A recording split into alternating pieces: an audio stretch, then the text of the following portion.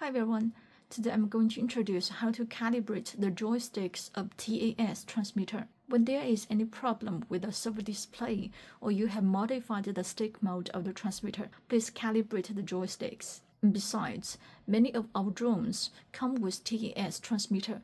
When the drones veer in one direction after takeoff without operating the joystick, please also calibrate the joystick of T8S to solve the problem. And here are the methods to show how to calibrate the joysticks of T8S. Press the trim button on the left and power on T8S at the same time.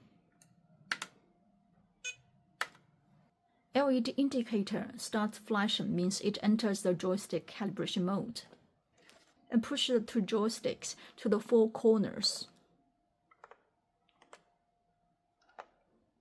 to make sure the joysticks reach the maximum and minimum travel, and then push the two joysticks to the center point.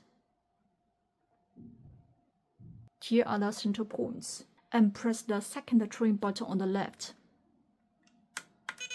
LED indicators turn solid green, means joystick calibration is complete. So that's all about how to calibrate the joysticks of T8S transmitter.